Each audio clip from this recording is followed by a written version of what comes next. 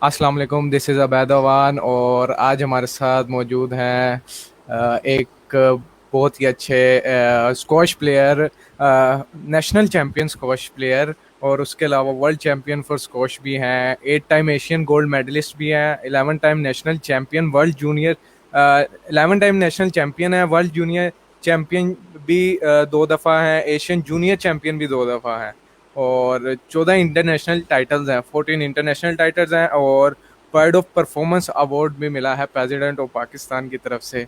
और फरहान महबूब भाई कैसे हैं? और ये सब इसके अलावा भी कुछ है या बस इतना? मेरे पास जितना है पूरा है। सबसे पहले तो वालेकुम सलाम आबिद, बहुत बहुत शुक्रिया कि आपने मुझे मतलब अपने शो में जो है वो इनवाइट किया। और जी जी, इसके अलावा भी बहुत से टाइटल्स हैं, लेकिन जो मेजर टाइटल्स है वो मैंने आपको सारे बता दिए थे। वैसे तो मैं बहुत लातादाद कह सकते हैं आप उसको, एक्स्ट्रा जूनियर्स टूर्नामेंट्स भी खेल चुका हूँ। पाकिस्तान में जितने कैटेगरीज होते हैं, जिसमें अंडर 11 से लेके अंडर 19 तक कैटेगरीज है, वो सारे मैं जीत चुका हूँ। और बाहर इंटरनेशनल भी काफ़ी जूनियर्स जीत चुका हूँ। लेकिन जो ये एशियन जूनियर है, ब्रिटिश जूनियर है, जो सॉरी मैंने आपको शायद मेंशन नहीं कराया था, और वर्ल्ड जूनियर है, ये हमारे जूनियर चैम्पियनशिप के सबसे बड़े इवेंट है, जो कि वर्ल्ड में उसके बड़े नाम होते हैं, जिस तरह वर्ल्ड ओपन होता है और ब्रिटिश ओपन होता है। तो उसके अलावा जो है मेरे सारे इंटरनेशनल इवेंट्स है। बाकी भी कुछ मैं इंटरनेशनल या national game, 4 time national game gold medalist भी हूँ मैं। जो नेशनल गेम्स होती है हमारे पाकिस्तान में, पहले तो 4 साल बाद होती थी, अब जो कि 2 साल बाद होती है। तो वो भी जब मैं खेलता था, फर्स्ट टाइम जब मैं खेल रहा था, तो मैं अंडर 15 था। आई रिमेंबर कि मैं फर्स्ट टाइम सबसे यंगेस्ट प्लेयर था। मैं क्वेटा में जो है वो गोल्ड मेडल हुआ था। तो लोग सारे शॉक्ड हो गए थे कि ये इतना छोटा लड़का आके सब सीनियर प्लेयर को कैसे हरा के चला गया। तो उनके पीछे लोगों ने मेहनत नहीं देखी, लेकिन बस वो कह रहे कि ये कैसे आगे जीत के चला गया, इसके पास कोई जादू की छड़ी थी कि क्या था। तो खुशी होती है कि मुल्क के लिए खेलता हूँ, और बाकी इंशाल्लाह ताला खेलता रहूँगा, इसी तरह मुल्क का नाम रोशन करेंगे। तो आपने यानी कि सबसे पहले तो आपका एजुकेशन के साथ साथ ही स्टार्ट किया या एजुकेशन ये कब स्टार्ट किया स्क्वैश खेलना? आबिद, एजुकेशन के साथ साथ ही स्टार्ट किया था मैं। जब मैं गांव में था, जो हमारा नवकली गांव है, जहां से ये जो 7 वर्ल्ड चैंपियंस निकले हैं अल्हम्दुलिल्लाह, आशम खान से लेके जानशेर खान तक, तो उस उधर से ही मैंने अपनी आगाज़ की थी। और मेरा स्कूल भी जो था वो मेरे गांव के अंदर ही था। तो मुझे इतनी प्रॉब्लम नहीं होती थी, क्योंकि गांव के अंदर स्कूल था, मेरा प्राइवेट स्कूल था। और तो मैं स्कूल से आके डायरेक्ट घर आता था, और घर में अपना चेंज करके फिर मैं अपने जो है स्क्वाश की तरफ जाता था। तो ये था कि ज़रा एजुकेशन में ज़रा मुझे टफ मुश्किलात का सामना बहुत ज़्यादा होता था, क्योंकि ऑफ कोर्स मैंने जूनियर मैचेस भी खेलने होते हैं, और आपको पता है कि अगर एजुकेशन और प्लस स्क्वाश दोनों साथ साथ नहीं चल सकती। मतलब स्पोर्ट्स अगर आप फुल टाइम खेल रहे हो और एजुकेशन भी फुल टाइम कर रहे हो, तो दोनों बहुत, वो कहते हैं ना उसको, फिर एक्स्ट्रा ऑर्डिनरी जो बच्चा होता है ना, जो कि दोनों अच्छे अच्छे चला सकता है। तो मैं शायद एजुकेशन में थोड़ा सा वीक हो गया था गेम की वजह से, बाद में जाके 8 स्टैंडर्ड या 9 स्टैंडर्ड के बाद, क्योंकि मेरे इंटरनेशनल मैचेस बहुत ज़्यादा आने लग गए थे। तो उसकी वजह से ज़रा मैंने फिर अपने स्क्वाश पे ज़्यादा फोकस किया, क्योंकि मैं इसमें ज़्यादा अच्छा था। तो फिर लोगों ने मुझे काफ़ी बार बोला है कि चले, अगर आप एक तरफ अच्छे नहीं है तो दूसरी तरफ आप मुल्क का एक नाम कर रहे हो, और दूसरी तरफ आप अच्छे हो। तो बस फिर मैंने स्क्वाश को चूज़ किया, और एजुकेशन साथ साथ थोड़ी बहुत चलती रही। लेकिन मैंने मैट्रिक में फिर उसको बाय बाय कर दिया था। मैंने कहा इससे ज़्यादा मुझसे नहीं होगा। मैंने कहा मैं इतने बड़े बड़े बस्ते नहीं लेके जा सकता। तो मैं फिर अपनी जो है वो गेम की तरफ जो है फोकस हो गया था बहुत ज़्यादा। अच्छा अच्छा, यानी कि आप बचपन से ही स्क्वैश की तरफ थे। तो बाकी और भी तो काफ़ी स्पोर्ट्स है, जैसे क्रिकेट का ट्रेंड है, आपने वो सब छोड़ के स्क्वैश की तरफ क्यों? और मैंने सुना है आपके काफ़ी रिलेटिव्स भी एक बहुत बड़ा नाम स्क्वैश में है। कौन कौन है, ज़रा वो भी बताएं ना। मेरा एक जो मामू है वो फॉर्मर वर्ल्ड नंबर 2 था फॉर 11 ईयर्स, 11 साल तक, महबूल्ला खान। उसके बाद फिर मेरा दूसरा मामू था, वर्ल्ड अमेचर चैंपियन था वो, अतलस खान। پھر میرے والد بھی بہت اچھے اسکواش کھیلتے تھے، اور وہ 15 ایئرز جانشیر ماموں کے جو میرے کوچ بھی تھے. اور پھر آپ جانشیر خان کو تو سارے ہی آف کورس جانتے ہوں گے، کیونکہ وہ ایک ایسا لیجنڈ تھا جو جہانگیر خان اور جانشیر خان ہے. تو ماموں کے بعد پھر میری کافی کزنس تھے انٹرنیشنل جو سطح پہ بہت اچھے کھیل چکے ہیں، جس میں امجد خان تھا، عامر اطلس ہے، خالد اطلس ہے. میرا بھائی بہت اچھا کھیل چکا ہے، وقار محبوب، وقاص محبوب، دانش اطلس میرے ایک اور کزن ہے. تو مجھ سے سینئر بھی کافی اچھے کزنس تھے، لیکن جو کہ میری فیملی گیم تھی، اور میں سٹارٹ میں ہی اس میں بہت اچھا تھا. مطلب جب میں 6 سال کا تھا اور میں گیم میں آیا، تو میں مطلب وہ کہتے ہیں نا کہ بعد میں ایک پلیئر جو ہے وہ بہت اچھا ہو جاتا ہے، لیکن میں سٹارٹ میں ہی بہت اچھا تھا. تو اور یہ بھی نہیں، میں کرکٹ بھی بہت اچھا کھیلتا تھا. تو میرے پاس اچھا دو اچھا. آپشنز تھے. جی بالکل، میرے پاس دو آپشن تھے، کیونکہ میں لیفٹ ہینڈر تھا اور میں کرکٹ بہت اچھا کھیلتا تھا. میں آل راؤنڈر تھا. میں اپنے گاؤں کے جو وہ کہتے ہیں نا کہ کھلے میدان ہوتے ہیں، وہاں پہ کھیتوں کے سائڈ پہ ایک میدان ہوتے تھے کھلے کھلے. تو وہاں پہ گاؤں کے جتنے بھی دوست ہوتے تھے، ہم لوگ اسکول کے بعد میں لازمی اسکواش کے آ کے شام کو ہم لوگ وہاں پہ لائٹس جو ہے وہ پیسے اکٹھے کر کے نا، بلف نہیں ہوتے بڑے بڑے بلف لے کے نا، اس سائڈوں پہ تارے لٹکا کے نا وہاں پہ کرکٹ کھیلتے تھے. اور عمر گل بھائی کے ساتھ بھی میں کرکٹ کھیل چکا ہوں اسی میدانوں میں. تو بس یہ قسمتوں کی بات ہے. شاید مجھے پھر فیملی نے تھوڑا سا فورس کیا تھا، کیونکہ اپنی فیملی کی لیگیسی لے کے چلنی تھی. تو میں پھر اسکواش میں انٹر ہو گیا، اور اسکواش میں مطلب کافی تیزی سے اچھا ہونے لگ گیا تھا، کافی تیزی سے، کیونکہ میں بہت زیادہ محنت کرتا تھا. تو یہ تو ہوگی اسکوش اور آپ کے دوسرے جو اسپورٹس کی بات ہوگی نا. اچھا، اسکوش کھیلتے ہوئے یا ٹریننگ کے وقت کبھی آپ کو مار پڑی ہے؟ وہ تو ہمارے پٹھانوں کی وہ کہتے ہیں نا کہ روزانہ کی روٹین ہوتی تھی مار پڑنا. وہ آپ یہ بولے کہ کب مار نہیں پڑی آپ کو، تو میں آپ کو بولوں گا کہ ایسا کوئی دن میرے حساب سے ایسے کوئی دن نہیں تھا. جب چھوٹے تھے تو ریگولر ایک دو تو تھپڑ تو لازمی لگ جاتے تھے، اور جس دن نہیں لگ جاتے تھے تو خود ہی ایسی چیز کرتے تھے کہ ہمیں مارے وہ لوگ، ماں باپ ہمیں مارے. تو ماں سے بہت ڈانٹ لگتی تھی، ماں سے مار بہت پڑتی تھی. والد اتنا نہیں مارتا تھا، وہ صرف میچوں میں کبھی کبھی جب میں بہت میچوں میں پھنس جاتا تھا تب مارتے تھے. لیکن ماں سے وہ کہتے ہیں نا کہ برتن، وہ چمچے، وہ جو چاول کے بڑے چمچے ہوتے ہیں، مطلب ریکٹس ہو گئے، ڈنڈے ہو گئے، مطلب ہر چیز کھائی ہے ہم لوگوں نے. ایسی کوئی چیز نہیں ہے کہ جس سے مجھے مار نہیں پڑی.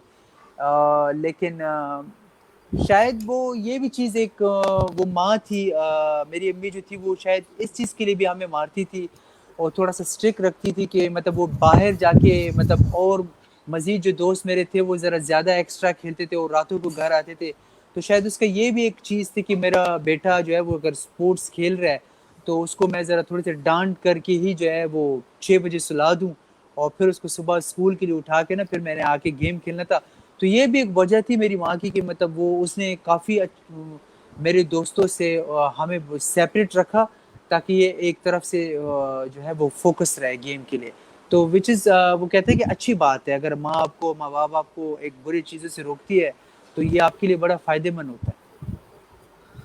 تو یہ تو یعنی کہ بہت زیادہ ہی محنت ہوئی ہے آپ پہ تو. جی بہت زیادہ محنت ہوتی ہے مجھ پہ. تو وہ کہتے ہیں نا چھاپے پڑے میں چھاپے، مطلب مار کے چھاپے پڑے ہوتے تھے.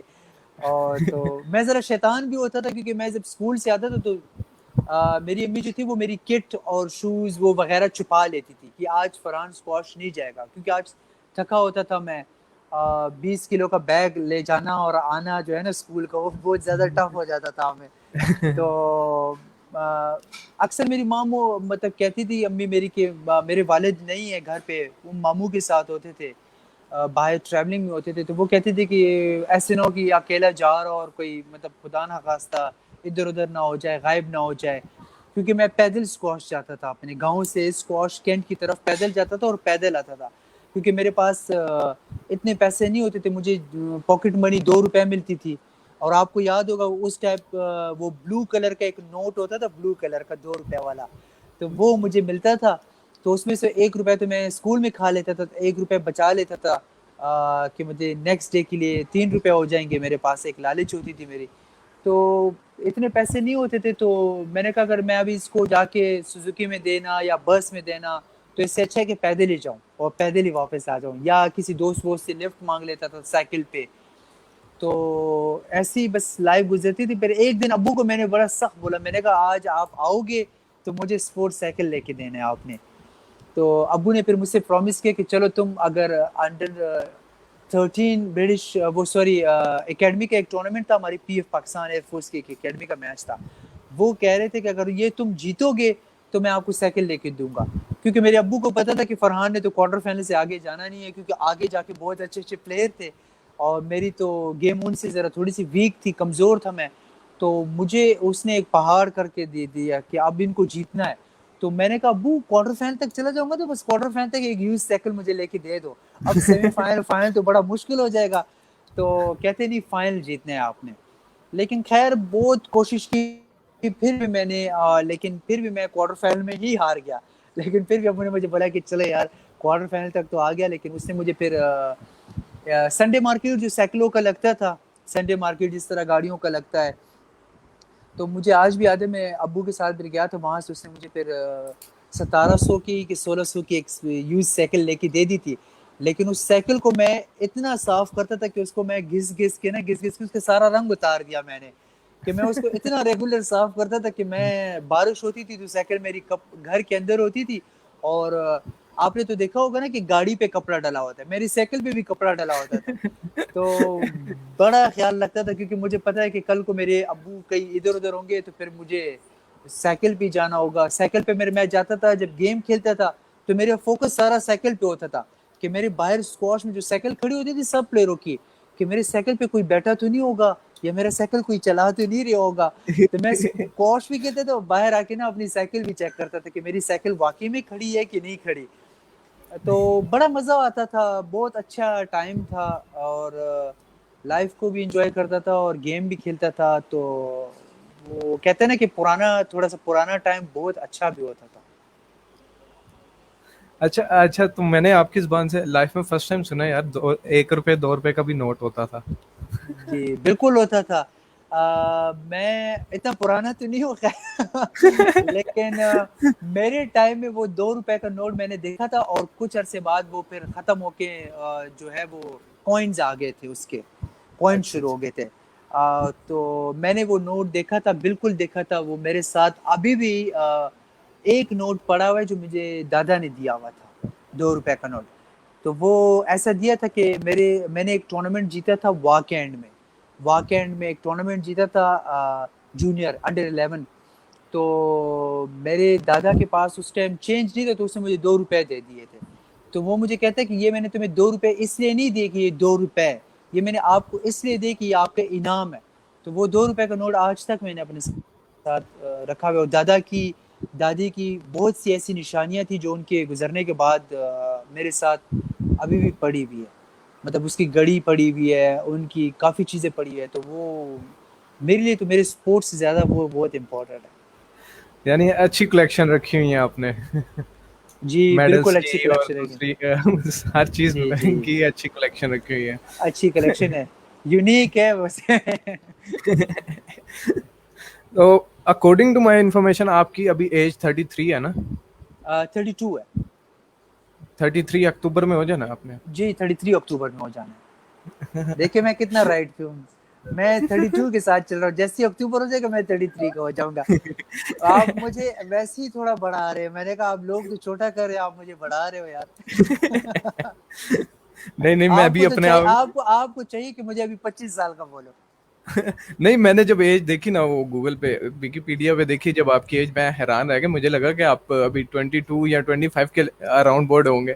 جی جی نہیں ویسے جب سامنے کوئی دیکھتا ہے تو وہ اکثر یہ کہتا ہے کہ 26 27 کے ہوتے ہو. 22 کو 22 بہت ینگ ہو جاتا ہے. لیکن لوگ اکثر کہتے ہیں کیونکہ یہ ایک فٹنس ہوتی ہے آپ کی سپورٹس کی.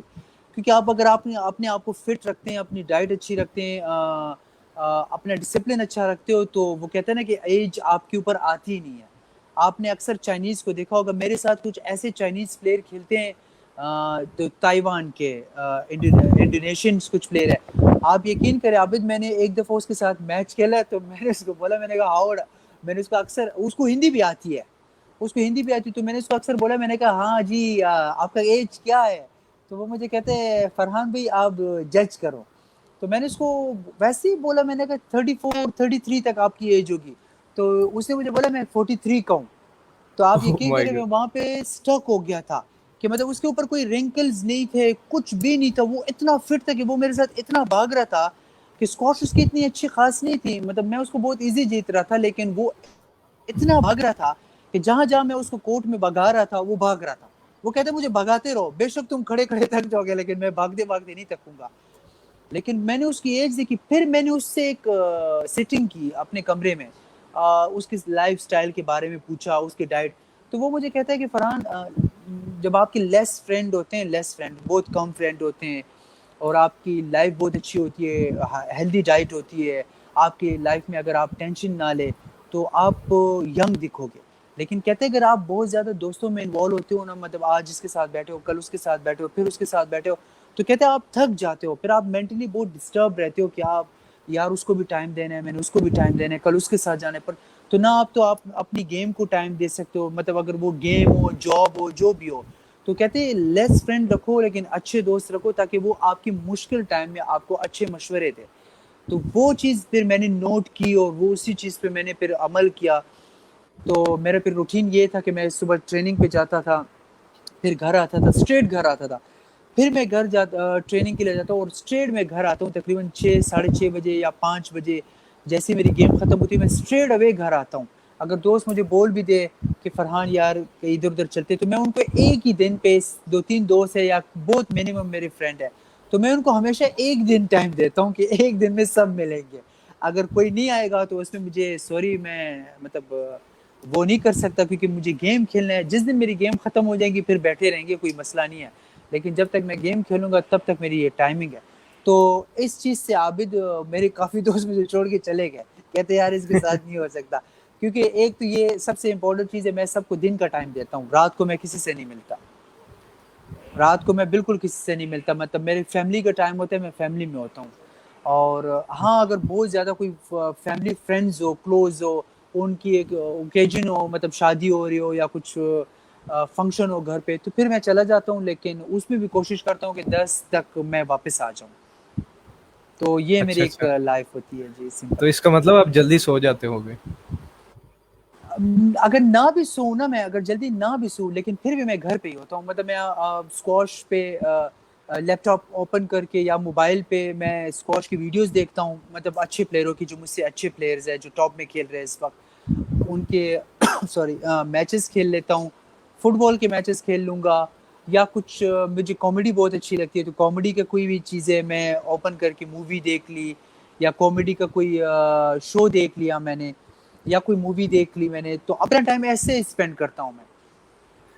میں نے کافی سارے جتنے یوٹیوب پہ انٹرویوز تھے نا, میں نے سارے دیکھے آپ کے, تو اس میں نے کہا یار اس بندے کو یا تو یہ میمز دیکھتے ہوں گے فری ٹائم میں, یا پھر یہ کامیڈی ویڈیوز دیکھتے ہوں گے, جتنے وہ ہوش اخلاقی سے بولتے ہیں نا. سب کچھ دیکھتا ہوں, میمز دیکھتا ہوں, یہ سب کچھ دیکھتا ہوں. میمز مجھے بہت اچھے لگتے ہیں. میں انسٹا پہ مطلب پوسٹ لگاتا ہوں, یا میں لگاتا ہوں یا میری مینجمنٹ گروپ لگاتی ہے, لیکن میں انسٹا پہ آ کے صرف یہ دیکھ رہا ہوں کہ فنی چیز کیا آ رہی ہے, میمز کیا آ رہی ہے, اور مجھے وہ بہت اچھا لگتا ہے. کبھی کبھی میں پرانے وہ دیکھتا ہوں, وہ جو دی کپل شرما شو جو ہوتا ہے کامیڈی شو, وہ بہت شوق سے دیکھ لیتا ہوں. کبھی کبھی فرینڈز دیکھ لیتا ہوں کامیڈی, یا کسی بھی کامیڈی اسٹینڈ اپ کامیڈی کا کوئی بھی بندہ ہو اس کو میں دیکھ لیتا ہوں. تو مجھے ہنسنا بڑا بہت اچھا لگتا ہے. اسی وجہ سے آپ کا فیس بھی ہر وقت فریش رہتا ہے ہنسنا. جی نہیں, ویسے میں خود بھی کامیڈین ہوں, میں خود بھی لوگوں کو بڑا ہنساتا رہتا ہوں. جب ایسی نارمل روٹین میں جاتا ہوں تو میں لوگوں کو بڑا ہنساتا ہوں. ویسے ہی آپ کی مسکراہٹ سے لوگ ہنسنے لگ جاتے ہوں گے, کہنے کی کیا ضرورت. یہی چیز ہے. اصل میں مجھ سے نہیں ہوتا, اکثر میری فیملی والے بھی کہتے ہیں کہ تم ذرا زیادہ بولتے ہو, اور مطلب گپ شپ بہت لگاتے ہو. یا کسی فیملی میں چلا جاؤں تو مجھ سے وہاں پہ یہ ہوتا ہے کہ میں چپ نہیں بیٹھ سکتا. مطلب اگر کوئی بندہ میرے ساتھ بولنے لگے تو بس میرا وہ دوست بن گیا ادھر, میں اس کے ساتھ ذرا تھوڑی سی بات چیت کرتا ہوں. کیونکہ میں جب چپ بیٹھتا ہوں کسی جگہ پہ زیادہ تر وہ, تو پھر مجھے تھوڑا سا اگر کسی کے گھر چلا جاؤں مہمان, تو ادھر مجھے ٹینشن شروع ہو جاتی ہے. मैं सफोकेट हो जाता हूँ, मैं फिर ये बोलता हूँ कि मैं भागता हूँ, बस भाग जाऊँ, घर जाऊँ। तो ये होता है कि वहाँ पे जाने के लिए ना मुझे अगर कोई बंदा मिल जाए थोड़ी बहुत बातें करने के लिए, तो बस मेरा ज़रा टाइम अच्छा गुज़र जाता है फिर। तो इसलिए मैं ज़रा थोड़ा बा बातों का शौकीन ज़रा अच्छा। अच्छा, तो आप इंट्रोवर्ट टाइप है या एक्सट्रोवर्ट? अभी आपने कहा फ्रेंड्स कम है बट आप लोगों से मिलना आपको पसंद है, तो ये इंट्रोवर्ट में आ गए या एक्सट्रोवर्ट है? नहीं, लोगों से मिलना पसंद तब होता है मुझे जब मैं कोई बंदे को चूज़ करता हूँ कि हाँ भाई ये मैंने इससे मिलना है, तो फिर मैं उससे मिलता हूँ। अगर मैं चूज़ी हूँ, अगर मैं किसी को पसंद ना करूँ कि मतलब मैंने इससे नहीं मिलना, तो मैं उससे नहीं मिलता। अगर हाँ, सामने वाले की कंपनी मुझे अच्छी लगती है ना, कि मतलब मुझे पता है कि यार वो दोस्त की तरह और एक फ्रेंडली उसकी तरह मुझसे बात करेगा, गपशप लगाएगा, तो फिर मैं उससे बहुत मिलता हूँ। लेकिन मैं जब भी किसी से मिलता हूँ, मैं उसको अक्सर बोलता हूँ कि यार मुझसे कहीं भी बैठते हो ना, मुझसे स्क्वॉश की बातें नहीं करो। क्योंकि बाहर जाके ना, अगर मैं बाहर जाके भी स्क्वॉश की बातें करूँ, तो एक बंदा होता है ना कि एक टाइम में फेड अप हो जाता है, बॉडी उसकी थक जाती है, क्योंकि मैं 24 घंटे स्क्वॉश खेलता हूँ, हर दिन स्क्वॉश खेलता हूँ मैं। तो फिर मैं ज़रा फेड अप हो जाता हूँ। मैं उसको बोलता हूँ कि यार बाहर की बातें करो, कोई अच्छी बात करो, किसी जगह की बात करो, कोई फ़नी बात करो, ताकि उससे मैं हँसूँ, खुश रहूँ। कोई टेंशन वाली बात मेरे साथ मत करना कि ये हो गया, वो हो गया, क्योंकि टेंशन वाली बातें मुझे अच्छी नहीं लगती। मैं बोलता हूँ कि फिर वो नहीं होता। तो इसलिए मैं ज़रा चूज़ करता हूँ। मेरे फ्रेंड्स वाक़ई में कम है, लेकिन मैंने आपको बात की, जब मैं कहीं चला जाता हूँ किसी के घर, तो वहाँ मेरी मजबूरी पड़ जाती है मुझे लोगों के साथ बात करने के लिए। अगर बंदा सामने वाला बोर है, तो फिर मैं अपनी फैमिली को साइड पे करके बोलता हूँ कि मैं ज़रा घर निकल रहा हूँ, आप लोग बाद में आ जाना फिर। तो अच्छा। अच्छा, उसके अलावा आप फ्री टाइम में गेम्स वगैरह खेलते हैं, डिजिटल गेम, मुझे वीडियो पबजी गेम्स बहुत वगैरह? पसंद है। Oh my God. ओ मैं माय ये बड़ी फनी वैसे आपको लगी होगी, लेकिन मुझे पबजी गेम बहुत अच्छी लगती है, पबजी। गॉड। अब मैंने स्टार्ट किया था आज से तकरीबन 3-4 साल पहले, जब ये स्टार्ट में आई थी। लेकिन जब मैंने स्टार्ट की तो शुरू में मुझे इतना मज़ा नहीं आता था उस गेम का। मैं वो ब्लू ज़ोन जो एक आता है, उसी में मैं मर जाता था। तो फिर उसके बाद जब मैंने थोड़ा-थोड़ा सीखने लग गया, तो अभी जब बोर टाइम होता है तो उसमें मैं खेल लेता हूँ। मतलब पबजी मुझे अच्छा लगता है, नीड फॉर स्पीड जो रेसिंग कार्स है, ख़ासकर मुझे, क्योंकि गाड़ियों के साथ बहुत लगाव है और गाड़ियाँ मुझे बहुत अच्छी लगती है, तो गाड़ियों के बारे में मैं ज़रा थोड़ा-सा इन्फॉर्मेशन कभी-कभी यूट्यूब खोल के या गूगल खोल के गाड़ियों के बारे में इन्फॉर्मेशन चेक करता रहता हूँ वैसे ही, कि इस गाड़ी का हॉर्स पावर कितना है, इस गाड़ी के अंदर इसका 1 टू वो क्या कितने सेकंड्स की 1 टू 100 है, 0 टू 100 है। तो ये भी मुझे बहुत अच्छा लगता है। फिर फ्री टाइम में मैं रेसिंग देखता हूँ, ड्रैग रेस देखता हूँ यूट्यूब पे। और कोई पुरानी मूवीज़ उठा के ना, जिस तरह लॉर्ड ऑफ द रिंग्स है और गेम ऑफ थ्रोन्स का, हालाँकि देखा हुआ है सब कुछ सीज़न्स वग़ैरह, तो वो रिपीट करके देखता रहता हूँ। तो मुझे वो भी बड़ा अच्छा लगता है। कार्टून भी देखता रहता हूँ, टॉम एंड जेरी बड़ा शौक से देखता रहता हूँ मैं। तो काफ़ी बहुत सी चीज़ें मैं बहुत शौक से देखता हूँ। स्पोर्ट्स भी बड़ी शौक से देख लेता हूँ मैं। कोई भी अच्छा मैच लगा हो, किसी टेनिस का हो, फुटबॉल का हो, किक बॉक्सिंग हो, वॉलीबॉल का मैच हो रहा हो, बास्केटबॉल का, स्पोर्ट्स भी मैं बहुत शौक से देखता हूँ। क्रिकेट भी देखता हूँ। टेस्ट मैच नहीं देखता, क्योंकि टेस्ट में मैं बहुत बोर हो जाता हूँ। टेस्ट वो पता नहीं कौन लोग टेस्ट देखते हैं बहुत पूरा बोर हो टेस्ट जाता है। मैच। वही ना, टेस्ट मैच मुझसे नहीं देखा जाता। T20 शौक से देख लेता हूँ मैं। यानी पीएसएल वगैरह ये छोटी छोटी लीग्स भी बहुत इंजॉय करते होंगे आप, जो जी डोमेस्टिक नहीं, लेवल पे वो भी तो होती मैं बहुत खेलता हूँ, वो तो बहुत शौक से देखता हूँ मैं।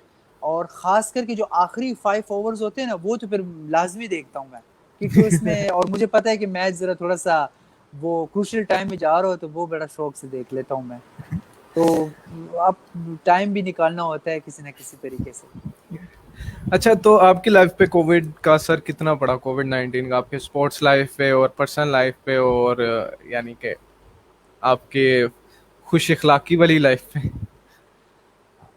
स्टार्ट वाला जो शुरू हुआ था 2019 से, जब हम लोग लास्ट गोल्ड मेडल जीत के आए थे नेपाल में, उसके बाद जब शुरू हुआ था, तो स्टार्टिंग वाले डेज में तो इतना, क्योंकि लोग इतने सीरियस नहीं थे, लेकिन जब वो सीरियस सिचुएशन शुरू हो गई और हमारे स्पोर्ट्स स्क्वाश सब कुछ बंद होना शुरू हो गया, टूर्नामेंट्स, तो फिर उसके बाद 2-3-4 महीने बाद हम लोग बहुत ज़्यादा, वो कहते हैं ना कि एक हद वाले फेड अप हो गए थे।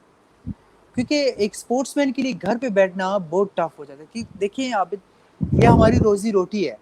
ابھی جس طرح میں نے آپ کو بولا کہ ایک بندہ ایجوکیشن میں نہیں اچھا اور اس کے پاس لائف میں صرف ایک ہی چیز ہے، وہ سپورٹس ہے جس میں وہ اچھا ہے اور اسی سے اس کی انکم آ رہی ہے، تو وہ پھر اس کے لیے بڑی پرابلمز شروع ہو جاتے ہیں، کیونکہ ظاہری بات ہے ایک پلیئر کو 1.5 سال بیٹھنا گھر پہ، مطلب 1.5 سال ایک بہت بڑا ٹائم ہوتا ہے کہ مطلب نہ تو آپ کی کوئی ٹورنامنٹس ہو رہے، نہ تو کوئی آپ کی انکم آ رہے، کیونکہ جو اسپانسرز ہوتے ہیں ریکٹس والے، ہمیں تو بڑی مشکل سے اسپانسرز ریکٹس میں مل جاتے ہیں، ابھی تو ہے بھی نہیں کیونکہ رینکنگ خراب ہو گئی تھی، رینکنگ کافی پیچھے آ گئی تھی کووڈ کی وجہ سے، تو اس پہ پھر یہ ہوتا ہے کہ وہ بھی کہتے ہیں کہ ہمارا بھی جو ہے وہ بزنس نہیں ہو رہا ہے انٹرنیشنل سطح پہ، تو ہم آپ کو فی الحال ریکٹس سب کچھ جو ہے نا وہ اسٹاپ کر دیتے ہیں، تو اتنا ٹف ٹائم گزرا نا، آپ یقین کریں، لیکن اس میں بھی ہم لوگوں نے ہار نہیں مانی، میں نے آپ کی گھر کی چھت، اپنا گھر کا لان، اپنے گھر کا ڈرائنگ روم، آپ کے گھر کا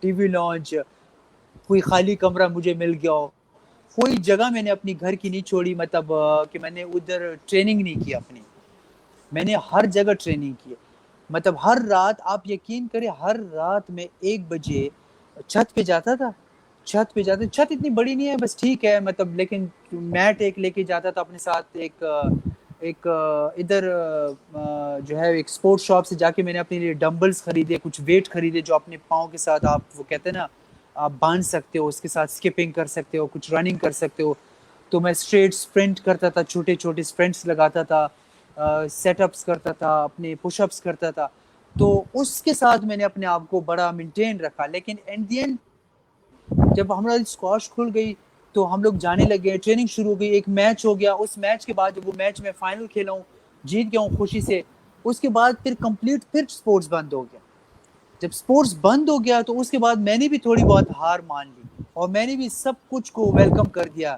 کہ بھائی کوک پیاؤ، 7 اپ پیاؤ، جو چیز آ رہی ہے بس میں پھر کھا رہا تھا، کیونکہ وہ ایک غصہ تھا، ایگریشنز تھی، وہ میں نے نکالنی تھی، اینگر بہت زیادہ آ گیا تھا میرے اندر کہ یہ کیا ہو گیا، مطلب میں نے اتنا اپنے آپ کو فٹ کیا اور پھر سڈنلی سب کچھ بند ہو گیا، تو وہ 3-4 مہینے میں نے سب کچھ دبا کے ایسے کھایا نا کہ مطلب میں 2-3 چپس کھا لیتا تھا، ڈرنک پی لیتا تھا، تو پھر میں نے اینڈ میں بولا، میں نے کہا فرحان کھا تو رہے ہو لیکن اس کو پھر کم کیسے کرنا ہے، یہ بھی تو بڑا مشکل ہو گیا، میرا ویٹ بڑھ گیا، تقریباً 6 کلو ویٹ بڑھ گیا تھا میرا، اور واقعی میں جب میں فرسٹ دن اسکواش گیا تو آپ یقین کریں میں نے صرف 2 پوائنٹس کھیلے اور اس کے بعد میری حالت بن گئی تھی، ایک جونیئر پلیئر کے ساتھ کھیل رہا تھا، لیکن میری حالت ایسی بن گئی تھی نا کہ میری وہ کہتے ہیں نا کہ سانس وہ بریتھ نہیں آ رہی تھی کورٹ کے اندر، میں نے کہا لو فرحان آپ نے تو اپنے لیے کام ڈھونڈ لی ہے، اب تو آپ کی اسکواش ختم، اب تو تم اسکواش نہیں کہہ سکتے بیٹا، اب بس جاؤ گھر اور وہی چیزیں کھاؤ وہ، تو دوسرے دن آیا، تیسرے دن آیا، پھر ایک ہفتے بعد میں نے ایک کوچ کے ساتھ ٹریننگ کر رہا تھا تو مجھے بڑا غصہ آ رہا تھا کوچ کے اندر، جب ایک پلیئر انفٹ ہو جاتا ہے تو اس کو بہت غصہ آتا ہے پھر کہ یار مجھ سے ٹریننگ نہیں ہو رہی، میں بھاگ نہیں سکتا تھا، میں ایسے لگتا ہے جیسے کوئی مجھ پہ کسی نے 10 کلو آٹا یا وزن باندھ دیا ہے اور میں اس کو کھینچ رہا ہوں اپنے ساتھ، تو میں تو اپنے آپ کو پلیئر ہی نہیں سمجھ رہا تھا، میں نے کہا آپ تو پلیئر ہو ہی نہیں، وہ فرحان محبوب کہاں ہے جو کورٹ میں اتنا تیز بھاگتا ہے اور جس کی اتنی فلیکسیبلٹی تھی کورٹ کے اندر، کیونکہ میری کورٹ کے اندر سپیڈ بہت زیادہ ہے، تو خیر پھر میں اس دن بڑا ڈسموڈ ہوا اور واپس جب گاڑی پہ واپس آ رہا تھا، اکیلے گاڑی میں آ رہا تھا تو تھوڑے سے آنکھوں میں سے آنسو تھوڑے سے نکل آئے، وہ غصے سے کہ یہ کیا ہوگا میرے ساتھ، اب یہ مطلب میں کیا کروں گا، مطلب میری تو لائف ڈیڈ ہو گئی، ختم ہو گئی، اب تو میں اس کے بعد شاید دوبارہ اسکواش نہیں کھیل پاؤں گا کیونکہ جس طرح میری حالت تھی، پھر خیر گھر میں آیا، وائف نے مطلب پیرنٹس نے بہت سپورٹ کیا مجھے کہ نہیں تم کر سکتے ہو، اور خیر ابھی ٹائم ٹو ٹائم آپ کو تھوڑا سا ٹائم ایکسٹرا لگے گا، تو وائف نے بڑا بوسٹ اپ کیا مجھے، ہر رات سمجھاتی رہتی تھی کہ نہیں تم کر سکتے ہو، کوئی تم بڈھے تو نہیں ہو گئے ہو، ابھی تو کافی سال رہتے ہیں تمہیں کرنے کے لیے، تو تم تو ابھی ریسنٹلی فائنلس کھیلے ہو، تو خیر یہ تو ہوتا رہتا ہے، یہ تو لائف کا ایک پارٹ ہے، پھر میں نے سٹارٹ لیا، کوچز نے بہت موٹیویٹ کیا مجھے، کوچز نے بہت موٹیویٹ کیا، تو انہوں نے مجھے سٹارٹ میں تھوڑا سا کورٹ رننگ ہو گیا، جم ہو گیا، ٹریڈ مل پہ مطلب بگانا شروع کر دیا، کورٹ میں بگانا شروع کر دیا، تو وہ مجھے کہہ رہے تھے کہ فرحان صرف یہ 1 مہینہ آپ نے نہ جم کرنا ہے نہ کھیلنا ہے، آپ نے صرف بھاگنا ہے، جس مرضی میں بھاگو، آپ گراؤنڈ میں بھاگتے ہو، کورٹ میں بھاگتے ہو یا ٹریڈ مل پہ بھاگتے ہو، تو آپ صرف رننگ کرو گے، ہم نے آپ کو اور کچھ نہیں کرنا. اور آپ نے بھاگنا بھی اس طرح نہیں ہے کہ مطلب آپ جاؤ اور بس ایک ہی دن میں وہ راکی 3 راکی 1 راکی 2 نا ایک دن مووی والی سسٹم نہیں ہے کہ ایک دن میں آپ نے ورلڈ چیمپئن بننا ہے بس. تو کہتے ہیں میری تو جب رننگ شروع ہوئی تو میں نے سٹارٹ کیا تھا 15 منٹ سے 15 منٹ کی رننگ سے میں نے سٹارٹ کیا جسٹ 15 منٹس. لوگ اکثر وہ کہتے ہیں نا کہ جھوٹ بولتے ہیں کہ میں نے گیا اور میں ٹریننگ کے بعد جب کم بیک کیا تو میں نے جا کے 2 گھنٹے رننگ کی 3 گھنٹے رننگ کی. وہ سب کچھ جھوٹ ہے. کوئی بھی ریالٹی میں اس طرح نہیں کرتا. کوئی ریالٹی میں کوئی آ کے نا 6 مہینے بعد اور 7 مہینے بعد کوئی بندہ ہم اسکواش دنیا کی سب سے ٹفسٹ گیم ہے, سب سے فاسٹسٹ گیم ہے اسکواش.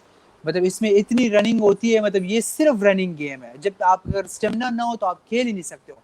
یہ صرف لوگوں کی جھوٹ باتیں ہوتی ہے, آ کے بیٹھ جاتے ہیں انٹرویو پہ بولتے تھے کہ ہم لوگ تو 8 گھنٹے ٹریننگ کرتے ہیں, ہم لوگ تو 10 گھنٹے ٹریننگ کرتے ہیں, میں تو 14 کلومیٹر بھاگتا ہوں, میں تو 10 کلومیٹر بھاگتا ہوں. میں آج تک 4 کلومیٹر سے زیادہ نہیں بھاگا کیونکہ 4 کلومیٹر میں بس ہو جاتی ہے, کیونکہ 4 کلومیٹر آپ کی انف سپیڈ انف رننگ ہوتی ہے, 2 گھنٹے کم از کم اس میں ہو جاتے ہیں. تو 15 منٹ سے میں نے سٹارٹ لیا اور الحمدللہ پھر دھیرے دھیرے کرتے کرتے کرتے اب جب میں نے ٹریننگ سٹارٹ کی, میرے ٹورنامنٹس آ رہے, تو اب میں 1 hour 15 minutes مطلب 1 گھنٹہ 15 منٹ میں اپنی ٹریننگ کو لے کر آ رہا ہوں. تو میرے جو ویٹ تھا, میں نے اپنے ویٹ سے بھی جو ہے اس میں ابھی تقریباً کوئی 1 کلو رہتا ہے اور کم کرنے میں.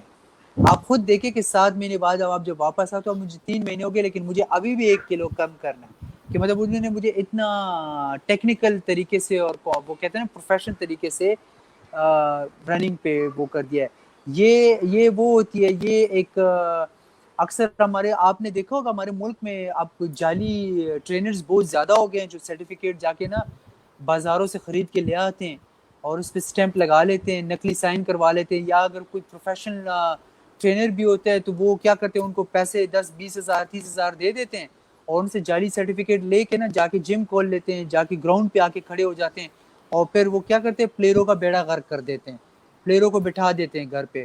پھر پلیئروں کے دیکھیں نیز گوڑے ختم, کمر ختم, ینگ ایج میں وہ بیچارے جو ہے نا گیم کی جگہ نا اسپتالوں کے چکر کاٹ رہے ہوتے ہیں. تو یہ سب کچھ جو ہے نا صرف باتوں میں اور انٹرویوز میں ہی اچھا لگتا ہے لوگوں کو, لیکن لوگوں کو ریالٹی کا کچھ بھی نہیں پتا. میں اکثر لوگوں کو بولتا تھا تو وہ مجھے کہتے ہیں کہ آپ اتنا سچ کیوں بولتے ہو یار, یہ تھوڑا سا جھوٹ بھی بولا کرو نا کہ آپ 6 گھنٹے ٹریننگ کرتے ہو. میں نے کہا میں جھوٹ کیوں بولوں, جو سامنے والا بندہ مجھے سن رہا ہے وہ کم از کم اگر کل کو اسکواش آ گیا اور مجھے اس میں 2 گھنٹے ٹریننگ میں دیکھ لے تو وہ مجھے بولے گا نہیں کہ فرحان بھائی آپ 6 گھنٹے کے بول کے جا رہے تھے انٹرویو میں, آپ تو 2 گھنٹے ٹریننگ کر رہے ہو, تو آپ تو مطلب جھوٹے ہو. تو کل کو میں نے کہا اگر 1-2 فین میرے آ جاتے ہو, وہ کہتے کہ یار فرحان بھائی ہم نے اسکواش شروع کرنی ہے, تو آپ تو ٹریننگ خود اتنی کم کر رہے ہو, تو ہمیں کیوں بتا رہے ہو کہ آپ 6 گھنٹے ٹریننگ کرتے ہو. تو ریالٹی بتاؤ, جو ریالٹی ہے اس سے یہ ہوتا ہے کہ سامنے والا جو ہے نا وہ کم از کم ایک فوکس مائنڈ سے آتا ہے کہ یار یہ پلیئر اگر 2 گھنٹے ٹریننگ سے ٹاپ میں کھیل سکتا ہے تو ہم لوگ 3 گھنٹے میں اس سے زیادہ اچھے کھیل سکتے ہیں. جانشیر ماموں میرا جو اتنا بڑا لیجنڈ ہے, اتنا بڑا لیجنڈ, وہ کبھی 4.5-5 گھنٹے سے اس نے زیادہ ٹریننگ نہیں کی, وہ خود کہتا ہے یہ, لیکن ریگولر بیسس پہ کرتا تھا. صبح 2-3 گھنٹے لگاتا تھا, شام کو 2-3 گھنٹے لگاتا تھا, تو 2 گھنٹے لگا کے 4.5 یا میکسیمم 5 گھنٹے. تو بندہ اگر دن میں 8 گھنٹے ٹریننگ کرے گا ود رننگ اور نیکسٹ ڈے پھر 8 گھنٹے کرے گا, تو تیسرے دن وہ آپ کو گھر پہ نہیں اسپتال میں جا کے ملے گا, اور اس کو بالکل 2 بالکل. ڈرپ پہ لگے ہوں گے, ایک اس ہاتھ پہ ایک اس ہاتھ پہ.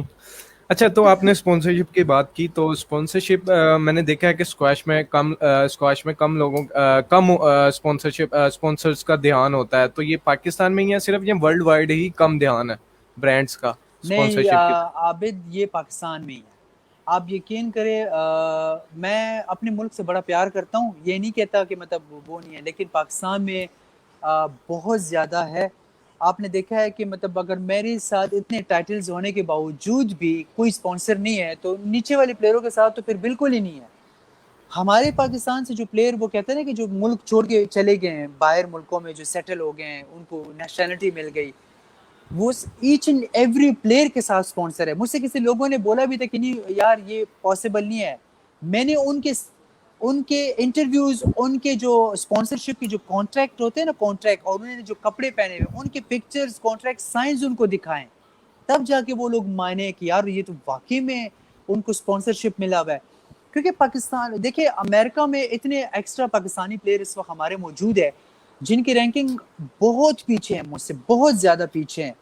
ایون انہوں نے آج تک ایک نیشنل ٹورنامنٹ نہیں جیتا.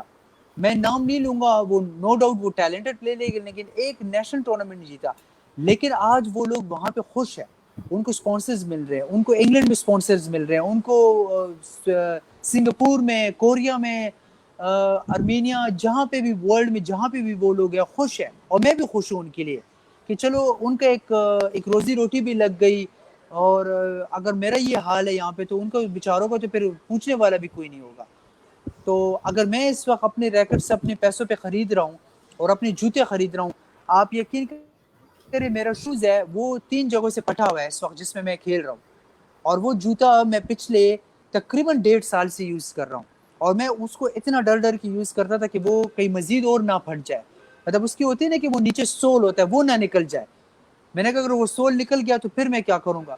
تو پھر میں اتنا پریشان تھا کہ آپ یقین کریں کہ جو لنڈا بازار نہیں ہوتا، لنڈا بازار جو سنڈے بازار جس کو ہم لوگ کہتے ہیں، مطلب ماڈرن ٹائپ میں جو سنڈے بازار ہوتے ہیں اور ہمارے غریبوں میں ہوتے ہیں لنڈا بازار.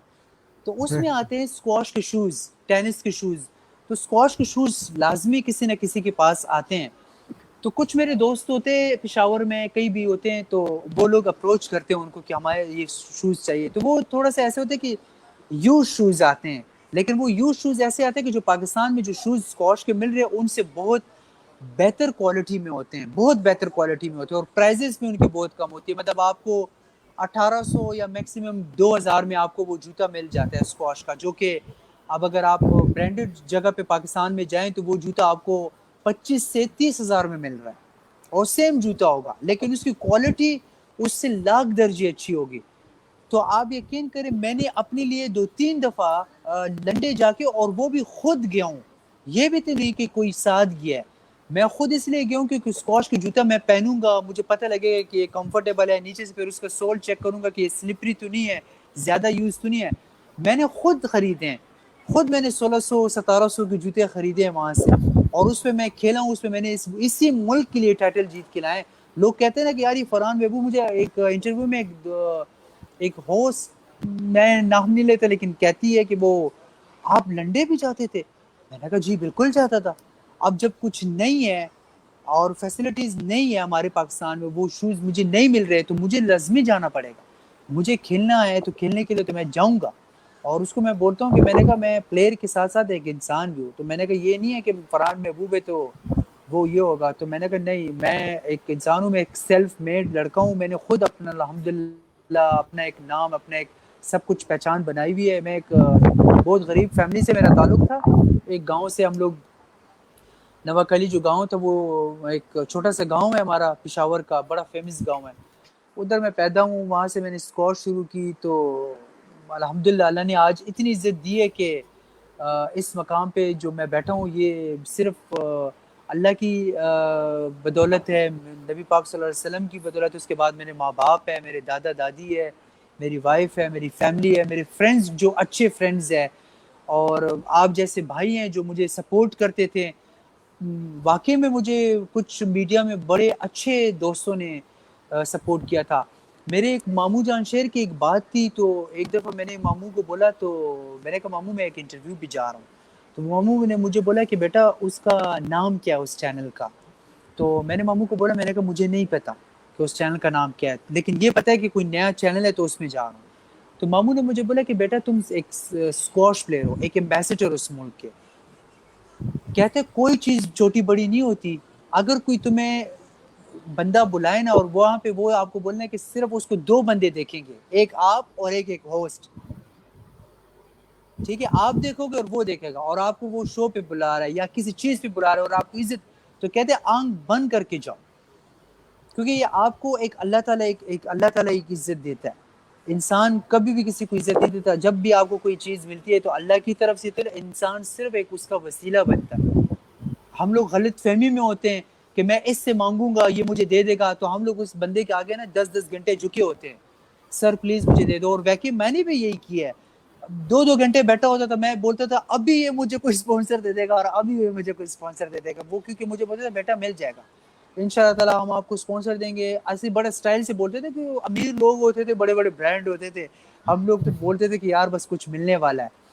लेकिन फिर एक दफ़ा मैं एक बंदे के साथ बैठा, बड़ा बुजुर्ग सा बंदा था, वो मुझे कहता है कि कभी भी किसी इंसान से नहीं मांगना, जब मांगना है अल्लाह से मांगो, जाओ नमाज पढ़ो, अल्लाह से मांगो। क्योंकि आप अगर एक इंसान से मांगते हो ना, तो आप सिर्फ एक दफ़ा सोच के देखो कि उस बंदे को भी अल्लाह ने दिया हुआ है। अगर वो बंदा आपको आज वो इतना अकड़ दिखा रहा है तो उस बंदे को भी अल्लाह ने दिया हुआ है। तो क्यों ना आप डायरेक्टली कनेक्ट हो जाओ अल्लाह ताला से और अल्लाह ताला से ही मांगो। मुझे अक्सर लोग कहते थे कि आपके इंस्टा पे फॉलोअर्स नहीं है, तो मैंने कहा यार जितने हैं ओरिजिनल है, फेक नहीं है। जितने आए हैं खुद अपनी मर्जी से आए, ओरिजिनल है, फेक नहीं है। फेक मैं अभी 2 मिनट में खरीद लूंगा लेकिन उसका फायदा कुछ नहीं होगा। लेकिन जितने भी है शुक्र है अल्हम्दुलिल्लाह खुद से ही आए। और इसी कम फॉलोअर्स की वजह से भी मैंने अपने कम से कम अवार्ड जीत लिए है, अवार्ड मुझे मिल गया। लोग फॉलोअर्स नहीं देखते, लोग आपकी परफॉर्मेंस देखते हैं, लोग आपकी गेम देखते हैं, आपके टैलेंट देखते हैं। फॉलोअर्स तो मेरे ख्याल पे जो लोग वैसे भी कोई दीवारों की और कबूतरों की और इन चीज़ों की तस्वीरें निकाल लेते हैं, उनकी भी फॉलोअर्स आ जाते हैं। तो मैं हमेशा एक चीज़ है आबिद, मैं हमेशा अच्छे टैलेंट को बड़ा अप्रिशिएट करता हूँ, वो जिस फील्ड में भी हो। मुझे बड़ा शौक बड़ा बड़ा मुझे एक फ़ख्र महसूस होता है जब मुझे पता है कि सामने वाला बंदा एक टैलेंटेड है, एक मुल्क के लिए कुछ कर रहा है। हाँ, मुझे तब बड़ा गुस्सा आता है जब मुझे पता है कि इस बंदे ने कुछ नहीं किया हुआ और ये मुफ्त में, वो कहते हैं ना कि मुफ्त में मशहूर हो रहा है। मुझे तब इसलिए गुस्सा आता है क्योंकि मैंने खुद 23-24 साल मेहनत की है। 24 साल छोटी बात नहीं होती। 24 साल आजकल लड़कों और लड़कियों की एज होती है और अच्छे खासे बड़े होते हैं और अच्छे खासे मेरे होते हैं से और ज्यादा, उसमें मेरी 20 है। जी। अब आप खुद देखिए कि आपकी एज से ज़्यादा मैंने गेम खेली है क्योंकि मैं 6 साल का था जब मैंने गेम शुरू की थी। तो आप खुद अंदाज़ा लगाएँ कि मतलब मैंने इतनी गेम खेली तो मुझे इतना तो एक्सपीरियंस होगा ना कि मुझे इतना पता होगा कि कौन टैलेंटेड है, कौन नहीं है। और जो मेहनत करता है मुझे बड़ा अच्छा लगता है कि मैं उनके साथ अक्सर बात करूँ, बैठूँ, किसी चीज़ के बारे में इन्फॉर्मेशन उनसे भी इन्फॉर्मेशन लूँ। मुझे तब भी खुशी होती है कि मैं अगर किसी से बात कर रहा हूँ और मुझे पता है कि वो मेरी गेम को नहीं जानता, मतलब स्क्वॉश को नहीं जानता, लेकिन वो इतना आता है कि स्क्वॉश को देखते-देखते उसको थोड़ी बहुत नॉलेज हो जाती है, तो वो मुझे कहता है कि अक्सर लोग ऐसे आते हैं कि नहीं फरहान यार, तुम ऐसे नहीं इस तरह खेलते ना तो तुम जीत जाते ये गेम, इसलिए तुम ये गेम हारे हो। आप यकीन करें मुझे कभी-कभी लोग बोलते हैं कि यार ये इसको तो गेम ही नहीं आती, तुम इसकी बात क्यों सुन रहे हो? इसको तो शट अप खोल दो, इसको साइड पे बिठाओ। मैंने कहा नहीं यार वो बात सही कर रहा था, क्या पता वो गेम में खेल के जीत जाता। तो मुझे हर जगह से नॉलेज लेना बहुत अच्छा लगता है। तो क्योंकि मुझे सीखने को मिलता है कि मैं सीखता रहूँ। कोई भी मुझे अगर कोई बच्चा भी कोई चीज़ बता दे ना तो मैं उसको भी मतलब अपने माइंड में जो है ना बिठा देता हूँ कि क्या पता ये कोई किसी दिन भी मुझे ये बात जो है ना किसी जगह पे यूज़ करनी पड़े और कोई मुझे इससे फ़ायदा हो। सो बहुत अच्छा लग रहा है ये सुन के।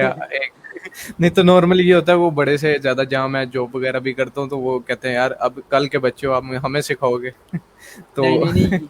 वो लोग कभी भी आपकी तरक्की पे खुश नहीं होंगे, वो लोग कभी भी आपसे वो कहते हैं ना कि कभी भी आपको एक्सेप्ट नहीं करेंगे वो लोग। ये लोग नाकामयाब लोग होते हैं, जो आपको हमेशा डिग्रेड करते हैं। मैं इनको हमेशा यही लोग बोलते हैं कि ये खुद से नाकामयाब होते हैं। कभी भी आप अगर कोई अच्छा काम करे और बैड कमेंट्स उसके ऊपर आ जाए तो समझ जाओ कि यार ये बंदा मुझसे खुश नहीं है। वो बेशक आपकी स्पोर्ट्स, आपके काम से उसको कोई मतलब नहीं होगा, लेकिन वो बस एक खुद खुश नहीं होगा, खुद उसको कुछ नहीं मिलेगा, खुद वो कुछ नहीं करेगा, खुद उसका कोई गोल नहीं होगा, तो वो क्या करेगा उठ के यार मुझे अच्छा नहीं लगा, वो आपके पीछे कोई बैड कमेंट्स कर देगा।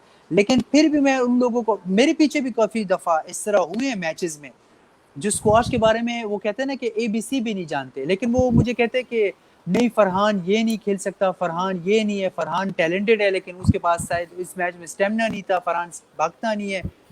तो लोग मुझे अक्सर बोलते हैं कि यार तुम इसकी मैसेज क्यों नहीं करते हो?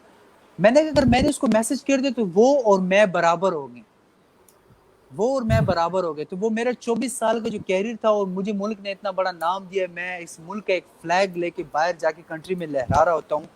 जितना भी खेल रहा हूँ, नो डाउट मैं जहांगीर जामशेद का मुकाबला नहीं कर सकता, वो बहुत बड़े लेजेंड है, मेरे अंकल है दोनों और बहुत बड़ी प्लेयर है, मैं उसकी बराबरी नहीं कर सकता कभी भी। لیکن میں اتنا کھیل رہا ہوں کہ میں کم از کم اس ملک کے لیے ٹائٹل لے کر آ رہا ہوں، تو اتنا میرا حق ہے. اور میرے ساتھ بھی آپ والی بات کتنی بار ہوئی ہے کہ مطلب مجھ سے جو سینئر پلیئرز تھے وہ اکثر بولتے تھے کہ نہیں یار یہ اتنا اچھا نہیں ہے اور یہ اتنا اچھا نہیں ہوگا. پھر کچھ ایسے بڑے لوگ ہوتے تھے کہ نہیں یار یہ بس ادھر اس نیکسٹ ایئر ختم ہو جائے گا، بس اس کا کیریئر ختم ہو جائے گا، نہیں چلتا. آپ یقین کریں ان کو آج 8 سال ہو گئے جو پلیئر، یہ جو لوگ باتیں کرتے تھے اور جو لوگ پلیئر باتیں کرتے، ان کو آج 8 سے 10 سال ہو گئے ختم ہوئے کوچنگ کر رہے ہیں، باہر جا کے کوچنگ کر رہے ہیں، اور میں الحمدللہ ابھی تک ملک کے لیے کھیل رہا ہوں. تو اب جا کے وہ لوگ کہتے ہیں کہ نہیں یار ہم لوگ تو غلط تھے، ہم لوگ تو فرحان کے بارے میں غلط بولتے تھے کہ یار ہم تو ان کو بولتے تھے کہ یہ تو ختم ہو جائے گا. تو میں نے کہا جب تک اللہ تعالیٰ مجھے نہ ختم کرے، اللہ تعالیٰ مجھے نہ بولے کہ فرحان اب تمہارا دانا پانی یہاں سے ختم، اب تمہارا اسکواش سے میں نے وہ اٹھا لیا، اب تم اسکواش مزید آگے نہیں کھیل سکتے، تو پھر میں چاہ کے بھی نہیں کھیل پاؤں گا. تو میں ہمیشہ آپ کو، آپ میرے بھائی ہیں چھوٹے، ہمیشہ یہ کہتا ہوں کہ محنت جب بھی ہوتی ہے نا اور آپ ایک لگن سے محنت کرتے ہو نا اور اپنی محنت لگے رہتے ہو، تو وہی لوگ کل کو اٹھ کے آپ کو آ کے بولیں گے کہ نہیں یار آپ تو بہت اچھے ہو اور آپ محنت کر سکتے ہو، آپ ماشاءاللہ ٹیلنٹڈ کر سکتے ہو. کیونکہ وہ لوگ یہ نہیں چاہتے کہ آپ اس کی برابری کریں. ابھی آپ اگر کسی جگہ پہ اچھا کام کر رہے ہو، میں اسکواش کھیل رہا ہوں، تو وہ کبھی بھی نہیں چاہے گا کہ میں اس کی برابری پہ آ کے کھڑا ہو جاؤں، کیونکہ اس کو پتہ ہے کہ اگر یہ میری برابری پہ کھڑا ہو گیا تو کل کو میرا نام لوگ لینا بند کر دیں گے. تو آج اس ملک میں یہی چیز ہے، اسی لیے ہم لوگ ملک میں سپورٹس ہماری نیچے جا رہی ہے. ہمارے ملک میں جو ٹیلنٹڈ لوگ ہیں وہ نیچے جا رہے ہیں، جو گندا کام کر رہے ہیں، جو ملک کی بدنامی کر رہے ہیں، جو ملک کے امیج کو خراب کر رہے ہیں، وہ اوپر جا رہے ہیں، وہ جی دن بہ دن بالکل. اوپر جا رہے ہیں. اور آپ ان کے دیکھیں نا، ان کے فالوورز بھی اچھے ہیں، ان کو لوگ اچھے طریقے سے دیکھتے ہیں. لیکن جو بھی آپ دیکھیں نا، جو بھی اچھا کام کرے گا وہ ہمیشہ پیچھے رہے گا. جی بالکل.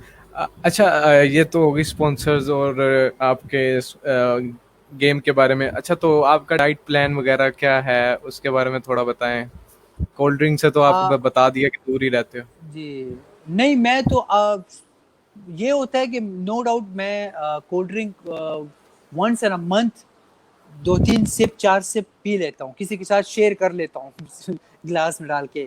ونس ان اے منتھ مطلب کبھی کبھی ایسے ہوتے ہیں نا کہ آپ کھانا کھا رہے ہو اور آپ کو مطلب ایسے ہوتا ہے نا کہ کھانا ٹھیک سے نہیں کھا سکتے، تو ونس ان اے منتھ. لیکن میں کوشش کرتا ہوں کہ ڈائٹ لوں، ڈائٹ 7 اپ لوں یا لیمنیٹ لوں یا نیمبو پانی کے اندر ڈال کے نا نمک ڈال دوں. تو ڈائٹ میرا بہت نارمل ہے. میں گھر کا کھانا کھاتا ہوں الحمدللہ، گھر میں کھانا کھاتا ہوں. سبزیاں بہت اچھی لگتی ہیں مجھے گھر میں، دال ہو گئی، سبزی ہو گئی، مکس سبزی ہو گئی، کچھ بھی ہو گیا. مٹن کڑھائی کھا لیتا ہوں کبھی کبھی، مطلب زیادہ نہیں، کیونکہ میں نے گیم کھیلنا ہے تو ویٹ کا بھی خیال رکھنا ہوتا ہے. تو میں روٹی گھر کی بڑی شوق سے کھاتا ہوں. ونس ان اے منتھ باہر جا کے ڈائننگ کر لیتا ہوں.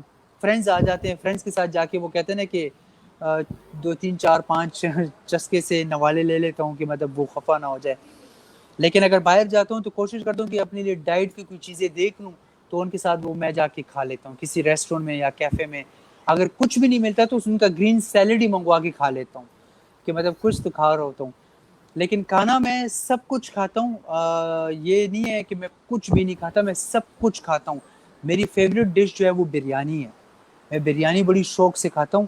لیکن جو کہ میرا ویٹ تھا اور میرا گیم ہوتا ہے تو اس کی وجہ سے میں ذرا تھوڑا سا کم کھاتا ہوں. لیکن جب میں ان کو بریانی کو دیکھتا ہوں نا، وہ کہتے ہیں نا کہ میری لال ٹپک جاتی ہے، پھر بریک فیل ہو جاتے ہیں. میں پگھل بولتا جاتا ہوں کہ پھر میری اسپیڈ جو ہے نا وہ 200 کلومیٹر پر آور ہوتی ہے کہ میں ادھر ادھر نہ دیکھوں، بس بریانی ہوں اور میں ہوں اور میرے ارد گرد کوئی نہ ہو، کیونکہ میں ہاتھ سے کھاتا ہوں.